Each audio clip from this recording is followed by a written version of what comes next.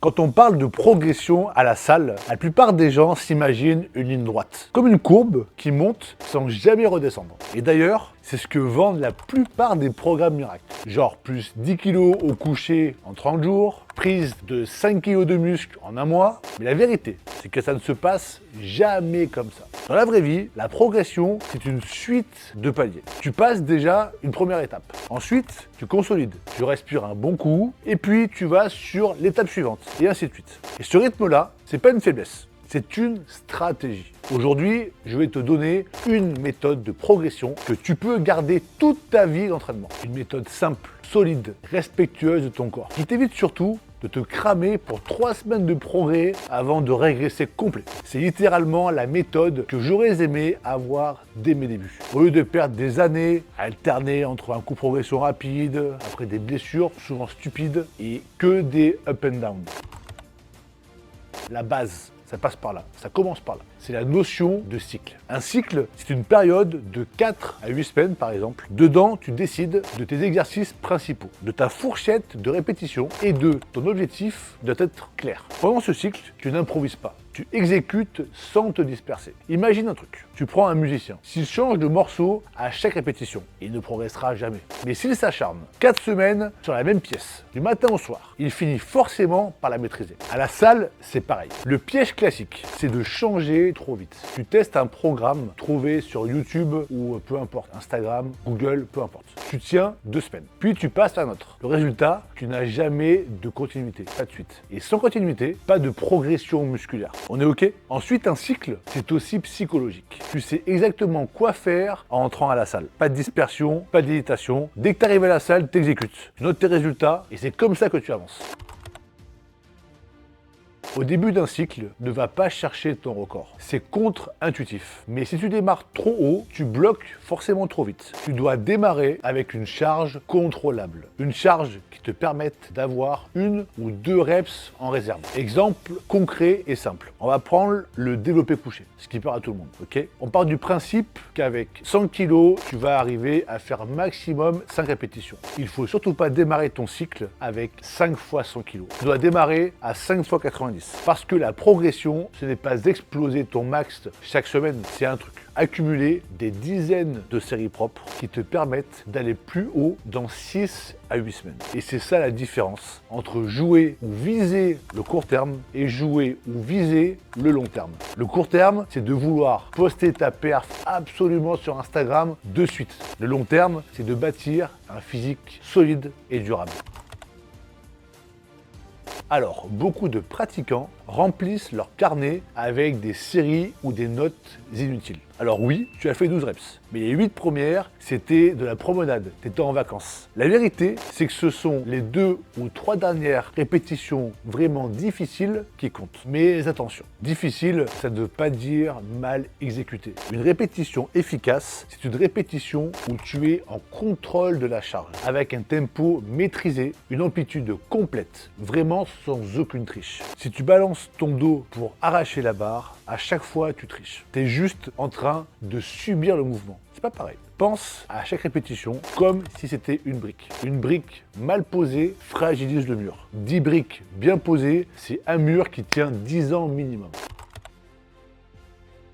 On va considérer que tu dois travailler sur vraiment 2 zones principales. Okay? La zone moyenne, la fourchette de 6 à 10 répétitions, où tu mets lourd mais contrôlé. Ici, tu développes ta force, ton épaisseur musculaire et ta masse musculaire donc. Okay? La zone un peu plus longue, on va dire 12 à 20 reps, où tu crées vraiment de la congestion, tu recrutes plus profondément tes fibres et tu ménages surtout tes articulations. Alors, tu vas peut-être me demander pourquoi alterner. La réponse est simple, parce que le corps s'adapte. Tu fais toujours du lourd, tu épuises ton système nerveux. Si tu fais toujours du léger, tu plafonnes en force. Alterner les blocs te permet d'éviter la stagnation et de stimuler toutes les fibres musculaires et encore une fois, de préserver ton système nerveux. Un exemple concret, on part sur 6 semaines. Tu bosses ton squat en 6-8 reps. Cycle suivant, tu passes sur du 12-15 reps. Le résultat, tes quadriceps progressent en force et en volume. Mais surtout, un truc, c'est que tes genoux, ils vont te remercier.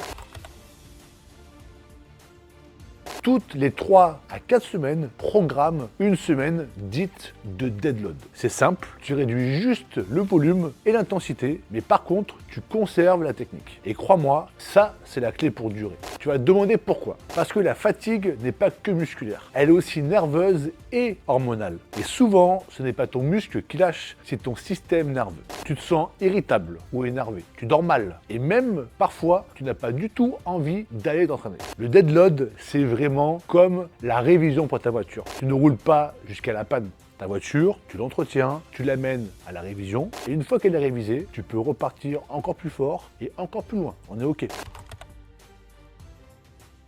Ton corps t'envoie des messages avant de t'arrêter. Il faut juste que tu apprennes à les écouter. Alors, ton sommeil devient léger. Tes articulations te lancent après chaque séance ou bien entre chaque séance. Tu perds l'envie d'aller t'entraîner ou d'aller à la salle. Tes performances stagnent, alors ça c'est le meilleur des cas, et bien souvent, elles régressent. Dans ces cas-là, je vais te dire un truc, moi perso, je vais te conseiller même de ne pas t'acharner. Retire au moins une série, ou bien change un exercice, prends une variante plus douce. Le but, le seul vrai but, c'est que tu restes dans le game pendant des années et même toute ta vie. La plupart des gens se fient à la motivation. Mais la motivation, c'est une émotion. Souvent, on te dit, la motivation, c'est bullshit. Mais c'est une réalité. Elle est là quand tout va bien. Mais le truc qu'il y a, c'est qu'après, elle disparaît dès que tu es fatigué, dès que tu es stressé, ou bien, comme on dit, démotivé. La clé, c'est quoi? C'est un système. Et un système, c'est des séances qui sont planifiées comme si tu avais un rendez-vous pro ou bien un rendez-vous avec une femme. Tu rates pas ça. Un carnet où tu notes tout. Un objectif clair à chaque séance, même si c'est minuscule. Plus une reps, plus 1 kilo. Peut-être lever 15 secondes de récupération. Ou alors monter ton temps sous tension de 1 à 2 secondes à chaque mouvement. Sur 12 semaines, ces petits pas créent un changement énorme. Et c'est ça qui construit ton physique. Alors, avec Instagram, on a un gros problème. C'est que tu vois des mecs soulever des 200 kilos de partout, des physiques secs mais énormes en 12 semaines, mais tu ne connais ni leur passé, ni leur technique d'entraînement, ni leur alimentation, ni leur micronutrition et encore moins leur supplémentation. Comparer ton chemin au leur, c'est comme comparer un marathonien à un sprinter. Chacun joue un autre jeu. Toi, tu construis avec des contraintes. Tu as 3 séances par semaine? Alors maximise ces 3 séances. Tu refuses l'illusion des plans parfaits. Tu cherches la régularité. La meilleure méthode, ce n'est pas celle qui a l'air la plus sexy. C'est celle que tu peux appliquer pendant 15 semaines d'affilée. Alors, l'alimentation, c'est le carburant, mais elle ne compensera jamais un manque d'effort. Tu peux boire tous les shakers du monde. Si tes séances ne sont pas régulières et progressives, tu ne construiras rien. Je vais te donner 3 règles. Les protéines doivent être suffisantes. Pas besoin de calculer au gramme près, mais vise un apport au moins à chaque repas. Les glucides, mets-en principalement autour de l'entraînement, avant, après ou avant, pendant et après. Ils sont ton carburant principal. Et enfin, des lipides de qualité. Exit les régimes sans gras. Choisis juste des lipides de qualité. À ça, tu vas ajouter des légumes, au maximum verts bien sûr, des fibres, des micronutriments. Et là, crois-moi, tu as déjà 90% du boulot qui est fait. Le reste, les compléments, machin, etc., c'est vraiment du détail.